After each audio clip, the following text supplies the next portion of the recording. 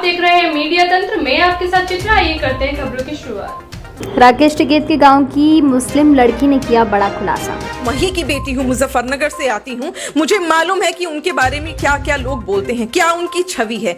जो व्यक्ति गुंडई में हो, गुंडागर्दी करते हो, लोगों को भड़काते हो, कोई दंगा होता हो, सबसे पहले सिरमौर बनकर अगर राकेश टिकैत बैठने वाले हैं तो मेरा मानना बिल्कुल साफ है कि वो किसान नेता नहीं है और किसानों को भड़काने के लिए बैठे हैं। ये किसानों के बारे में बात करते हैं, शाहीन बाग की बुजुर्ग महिलाओं के बारे में बात करते हैं। क्या ये इतने खाली हैं कि सड़कों पर आके बैठ जाएंगे? क्या इन लोगों के पास काम नहीं है? क्योंकि इन लोगों को पैसा दिया जा रहा है। राकेश टिकैत उन मैं कहूंगी राजनीतिक टट्टुओं में से हैं जिसको कांग्रेस पार्टी और अरविंद केजरीवाल जैसे लोगों ने खरीद लिया है और खरीद कर वहां बिठा दिया है सिर्फ चेहरा। जितने लोग वहां बैठे वो सिर्फ और सिर्फ किसान का भेष धारण करके बैठे। और क्योंकि 26 जनवरी को जो आगजनी हुई वो मेरे देश का अन्नदाता नहीं कर सकता। जो सिर्फ और सिर्फ आप दंगे भड़काने का काम करते हैं, लोगों को बरगलाने का काम करते हैं। यही काम आपने 2020 में सीए के आंदोलन, जब सीए के खिलाफ आपने प्रदर्शन करा था, वही किया था। आज भी आप वही कर रहे हैं। नहीं तो सवाल का जवाब दीजिए कि 2020 में जब आपने ये कहा था कि मुसलमान को खदेड़ दिया जाएगा, हिंदुस्तान की जमीन से निकाल दिया जाएगा,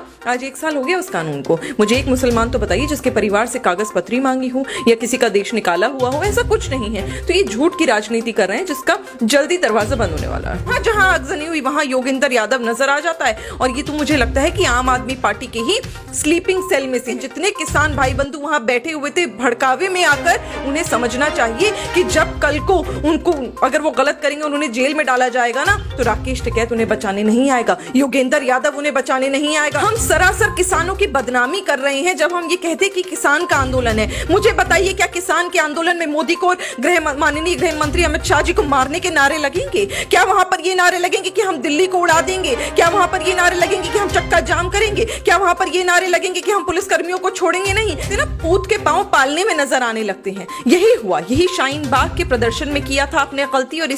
और अभी जिसको आप किसान आंदोलन का नाम देते हैं, इसमें भी आप लोगों ने यही गलती करी क्योंकि पूत के पांव पालने में दिख गए। जिस कहीं आप देश का विरोध कर रहे हैं। क्योंकि मुझे बताइए ना, जिस प्रकार आप सीए के कानून में एक पन्ना, एक लाइन, एक शब्द मुझे नहीं बता पाए थे, जनता को नहीं बताए थे कि मुसलमानों के खिलाफ उस कानून में क्या है, उसी प्रकार आप किसानों के खिलाफ इस कानून में कुछ लेकर नहीं आ पाएंगे। इन लोगों के साथ जो पैसा देके इनको भर के और वहां पर बिठा रखा है, आज नहीं तो कल कांग्रेस इनसे हाथ पीछे कर लेगी। और ये खुद एफआईआर जब इन लोगों के खिलाफ हो गई, ये खुद ये लोग सलाखों के पीछे होंगे, तब इन्हें बचाने वाला कोई नहीं होगा।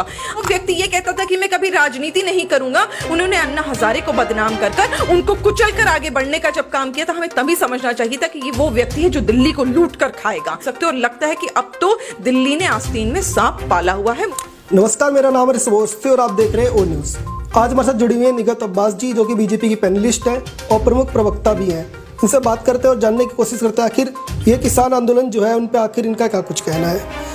मैम, सबसे पहले तो आपका हमारे चैनल में बहुत बहुत स्वागत है। धन्यवाद जी। मैं आपसे समझना चाहूंगा कि आखिर किसान आंदोलन के नाम पर जो विपक्ष है वो रोटियां कब तक सेकेगा?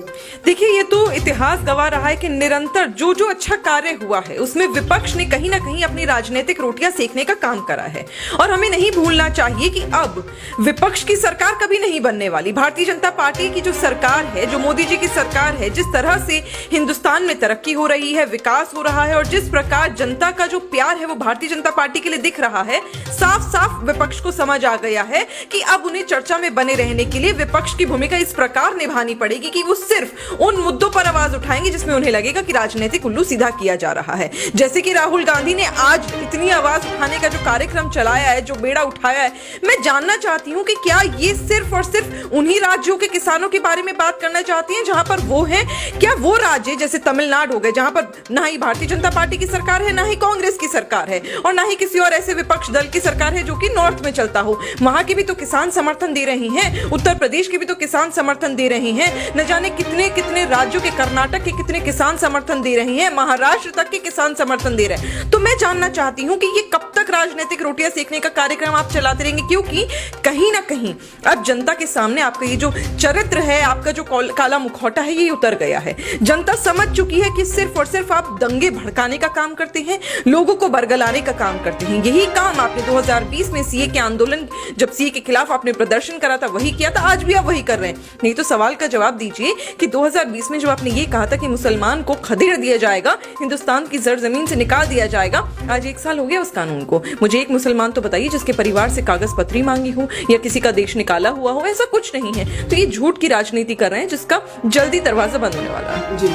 मैं आपसे समझना चाहूँगा, जो योगेंद्र यादव है वो आपको लगभग हर जो आंदोलन है उसमें देखे जाते हैं, तो उनका इस पूरे आंदोलन में आप कैसे रोल देखते हैं? देखिए, जो व्यक्ति, बड़ा सस्पिशियस लगता है ये, जो व्यक्ति आपको हर उस जगह पाया जाता है जहां पर दंगे होते हैं, जहां पर आगजनी होती है, जहां पर लोगों को भड़का के एक दूसरे को मारने की बात करी जाती है, चाहे वो एएमयू हो, चाहे वो जेएनयू हो, चाहे वो शाहीन बाग का आंदोलन हो, चाहे वो अब किसान का प्रदर्शन हो। ऐसा क्यों कि जहां जहां पर खून की होली खेली जा रही है, जहां पर एक दूसरे को मारने की धमकी दी जा रही है, जहां जहां पर पब्लिक, जितने भी ट्रांसपोर्ट है, पब्लिक प्रॉपर्टी, उनमें आगजनी की जा रही है, वहां योगेंद्र यादव नजर आते हैं। तो कहीं ना कहीं नजर आ रहा है कि आप उन कड़ी में से कड़ी हैं जिन्होंने निरंतर हिंदुस्तान और दिल्ली की छवि को खराब करने की कोशिश करी है। पहले आपने करा था जब पिछले साल शाहीन बाग, जब ट्रंप साहब आए थे, इतने बड़े राष्ट्रपति आए थे, अमेरिका के राष्ट्रपति हिंदुस्तान में, और आपने बदनाम कर दिया पूरे हिंदुस्तान को, पूरी दिल्ली को। अब 26 जनवरी के दिन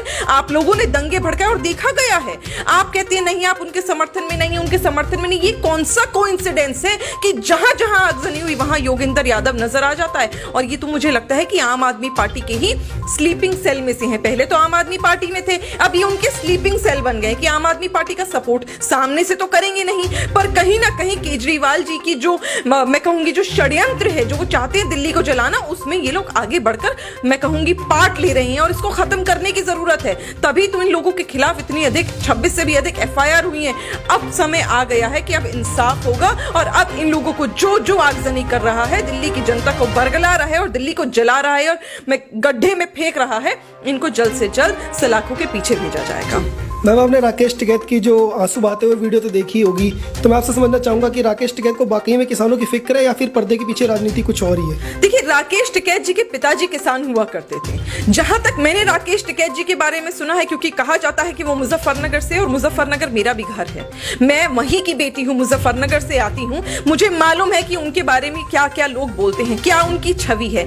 जो व्यक्ति गुंडई में हो, गुंडागर्दी करते हो, लोगों को भड़काते हो, कोई दंगा होता हो, सबसे पहले सिरमौर बनकर अगर राकेश टिकैत बैठने वाले हैं, तो मेरा मानना बिल्कुल साफ है कि वो किसान नेता नहीं है और किसानों को भड़काने के लिए बैठे हैं। ये सारे इवेंट्स कैसे होते हैं, मैं समझ नहीं पाती कि जब आप किसानों के बारे में बात करते हैं, शाहीन बाग की बुजुर्ग महिलाओं के बारे में बात करते हैं, क्या ये इतने खाली हैं कि सड़कों पर आके बैठ जाएंगे? क्या इन लोगों के पास काम नहीं है? क्योंकि इन लोगों को